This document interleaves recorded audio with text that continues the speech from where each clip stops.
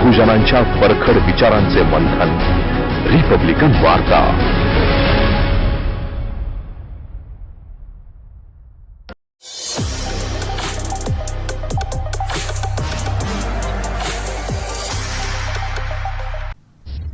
नमस्कार, आपण पाहत आहात रिपब्लिकन वार्ता महाराष्ट्र सुपरफास्ट बातमीपत्र. पाहुयात काही ठळक आणि महत्त्वाच्या घडामोडी. मनोज जरांगे यांच्या नाकातून रक्त, धाकधूक, टेन्शन वाढलं. बातमी आहे जालनामधून. मराठा समाजाला आरक्षण मिळावं आणि अधिसूचनेचं कायद्यात रूपांतर व्हावं या मागणीसाठी मनोज जरांगे यांनी उपोषण सुरू केलं आहे. 10 तारीखपासून त्यांनी आमरण उपोषण आणि जलत्याग उपोषणाला सुरुवात केली आहे. त्यांच्या उपोषणाचा आजचा 5वा दिवस आहे. मात्र त्यांची प्रकृती अत्यंत खालावलेली आहे. अन्न, पाणी आणि औषधही न घेतल्याने त्यांच्या प्रकृतीवर विपरीत परिणाम होत आहे. त्यांच्या नाकातून रक्तस्राव होत असल्याची माहिती समोर आली आहे. मात्र उपचार घेण्यास जरांगे यांनी नकार दिला आहे. सगळे सोयरेच्या कायद्याच्या मागणीवर जरांगे पाटील ठाम आहेत.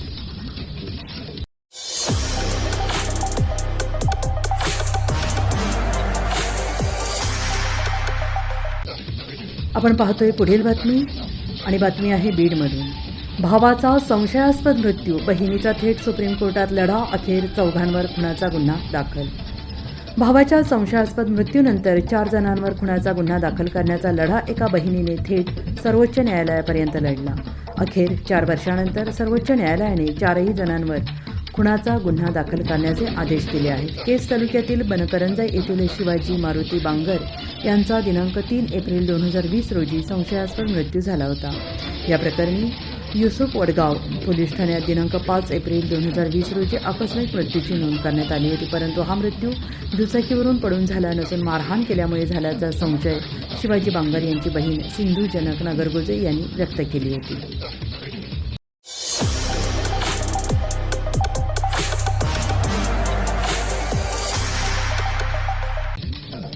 वळूया पुढील बातमीकडे आणि बातमी आहे मुंबईमधून. अखेर माजी मुख्यमंत्री अशोक चव्हाण यांचा भाजपात प्रवेश. आज माजी मुख्यमंत्री अशोक चव्हाण यांनी उपमुख्यमंत्री देवेंद्र फडणवीस यांच्या उपस्थितीत भाजपात प्रवेश केला. चंद्रशेखर बावनकुळे, देवेंद्र फडणवीस यांच्या उपस्थितीत हा पक्षप्रवेश पार पडला. आत्तापर्यंत जे काही झालं ते झालं. आता मी माझ्या राजकीय कारकिर्दीची नवी सुरुवात करतो आहे, असं अशोक चव्हाण यांनी म्हटलं होतं. आज त्यांनी देवेंद्र फडणवीस आणि चंद्रशेखर बावनकुळे यांच्या उपस्थितीत भाजपात प्रवेश केला आहे. सोमवारपर्यंत काँग्रेसमध्ये असलेले अशोक चव्हाण यांनी सोमवारीच आपल्या आमदारकीचा आणि सदस्यत्वाचा राजीनामा दिला. त्यानंतर अशोक चव्हाण यांनी भाजपा प्रवेशाबाबत भाष्य केलं नव्हतं. आज अशोक चव्हाण यांनी उपमुख्यमंत्री देवेंद्र फडणवीस यांच्या उपस्थितीत भाजपात प्रवेश केला आहे. लोकसभा निवडणुकीच्या आधी काँग्रेससाठी हा मोठा धक्का मानला जातो.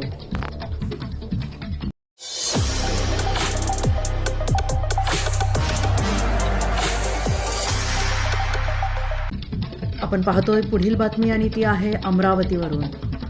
10 ते 11 काँग्रेसचे आमदार देखील भाजपमध्ये प्रवेश करतील, रवी राणा. माजी मुख्यमंत्री आणि काँग्रेसचे नेते अशोक चव्हाण हे पंतप्रधान नरेंद्र मोदी आणि उपमुख्यमंत्री देवेंद्र फडणवीस यांच्या विकासात्मक कार्यामुळे प्रभावित झाले आहेत. ते गेल्या अनेक दिवसांपासून भाजपच्या संपर्कात होते. त्यांनी विधानसभा सदस्यत्वाचा राजीनामा दिलाच, पण त्यांच्यासोबत 10 ते 11 काँग्रेसचे आमदार देखील भाजपमध्ये प्रवेश करतील असा दावा बडनेराचे अपक्ष आमदार रवी राणा यांनी केला आहे. प्रसारमाध्यमांशी बोलताना रवी राणा यांनी अमरावती जिल्ह्यातील तिवसाच्या आमदार यशोमती ठाकूर या देखील भाजपमध्ये प्रवेश करतील असे भाकीत वर्तवले. पण यशोमती ठाकूर यांनी त्यावर प्रतिक्रिया व्यक्त करताना राणा वायफळ बडबड करता त्यांच्या वक्तव्यात काही अर्थ नाही. आम्ही जेथे आहोत तेथेच आहोत. भाजपमध्ये जाण्याचा प्रश्नच उद्भवत नाही. काँग्रेसची सर्वधर्म समभावाची विचारसरणी आम्ही सोडणार नाही असा दावा केला.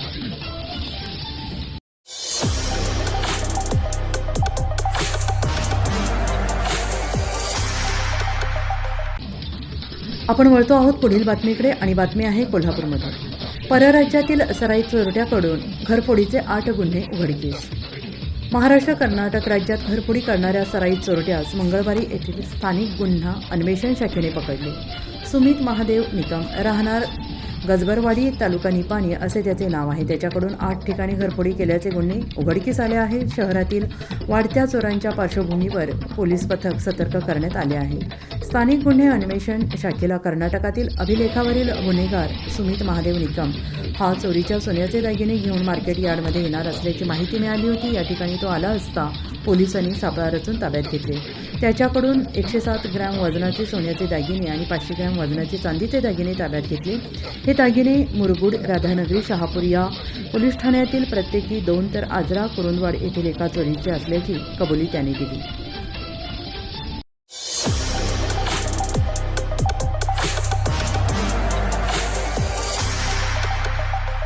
आपण वळतो आहोत एका महत्त्वाच्या आणि मोठ्या बातमीकडे. द्रौपदी मुर्मूंच्या आधी मला राष्ट्रपतीपदासाठी विचारणा, प्रकाश आंबेडकरांचा मोठा गौप्यस्फोट. वंचित बहुजन आघाडीचे सर्वेसर्वा प्रकाश आंबेडकर हे महाराष्ट्राच्या राजकारणातले मोठे नाम आहे. प्रकाश आंबेडकरांचा वंचित बहुजन आघाडी हा पक्ष नुकतेच महाविकास आघाडीत सामील झाला आहे. या युतीनंतर आता काँग्रेस, राष्ट्रवादी, शरद पवार गट, शिवसेना, ठाकरे गट आणि वंचित बहुजन आघाडी हे आगामी लोकसभा निवडणुकीच्या तयारीला लागलेले आहे. दरम्यान प्रकाश आंबेडकरांनी वैचारिक मतभेद असलेल्या भाजपा संदर्भात मोठा गौप्यस्फोट केला आहे.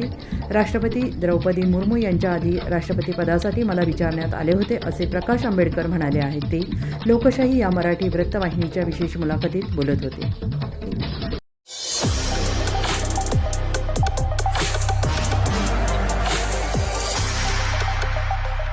वळूया पुढील बातमीकडे.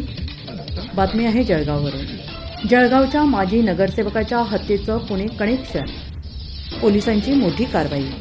जळगावच्या चाळीसगाव शहरातील सिंधी कॉलनी येथील भाजपचे माजी नगरसेवक बाळू मोरे यांच्यावर गोळीबार करण्यात आला होता. या हल्ल्यात ते गंभीर जखमी झाले होते. त्यांना नाशिक येथील खासगी रुग्णालयात उपचारासाठी नेण्यात आलं होतं, पण त्यांचा उपचारादरम्यान मृत्यू झाला होता. या प्रकरणी चाळीसगाव शहर पोलीस ठाण्यात 5 हल्लेखोर आणि कट रचणारे 2 असे एकूण 7 हल्लेखोरांवर गुन्हा दाखल करण्यात आला होता. यातील सर्व आरोपी हे फरार होते. या गुन्ह्यात 2 आरोपींना जळगाव स्थानिक गुन्हे शाखेने पुण्यातून अटक केली आहे. पुण्यातील लोणीकंद परिसरातून सचिन सोमनाथ गायकवाड, वय वर्ष 23, राहणार घाट रोड, चाळीसगाव, जिल्हा जळगाव, अनीस उर्फ नव्वा शेख शरीफ शेख, वय वर्ष 23, राहणार हुडको, चाळीसगाव, जिल्हा जळगाव यांना जळगाव स्थानिक गुन्हे शाखेने शिताफीने ताब्यात घेतले. दोघांना पुढील कारवाईसाठी चाळीसगाव शहर पोलिसांच्या ताब्यात देण्यात आलं आहे. पुढील तपास सुरू आहे.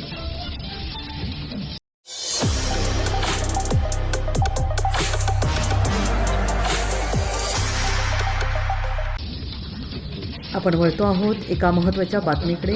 बातमी आहे मुंबईमधून. मल्लिका राजपूतचा संशयास्पद अवस्थेत आढळला मृतदेह. कंगनासोबत चित्रपटात केली होती एंट्री.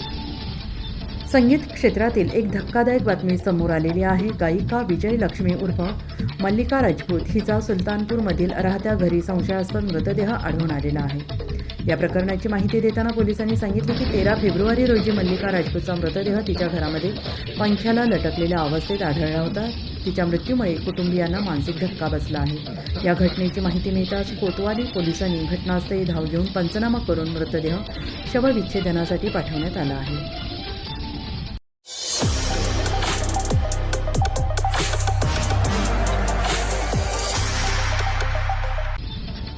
जळगावमधून एक महत्त्वाची बातमी समोर येते आहे. 4चाकी चोर गड्या आणि त्याचा साथीदार विशाल पोलिसांच्या ताब्यात. जळगाव एरंडोल पोलीस ठाण्याच्या हद्दीतून कार चोरी प्रकरणी जळगाव शहरातील कालीपिली चालवणाऱ्या चंद्रकांत उर्फ गड्या, गोरख चौधरी, वय वर्ष 27, त्याचा साथीदार विशाल लक्ष्मण माळी, वय वर्ष 25, दोघे राहणार अयोध्यानगर यांना स्थानिक गुन्हे शाखेच्या पथकाने ताब्यात घेत चोरीची कार जप्त केली आहे. एरंडोल पोलीस ठाण्याच्या हद्दीतून कार चोरी झाली होती. कार चोरी करणारे चोरटे हे अजिंठा चौफुली परिसरात कालीपिली चालवत असल्याची माहिती स्थानिक गुन्हे शाखेचे पोलीस निरीक्षक किसन नजन पाटील यांना मिळाली. त्यांनी कारवाईच्या सूचना दिल्या. त्यानुसार अजिंठा चौफुलीवरून चंद्रकांत उर्फ गड्या चौधरी व विशाल माळी यांना ताब्यात घेतले. त्यांची चौकशी केली असता त्यांनी गुन्ह्याची कबुली देत चोरलेली कार काढून दिली. त्यांना पुढील कार्यवाहीसाठी एरंडोल पोलिसांच्या स्वाधीन केले आहे.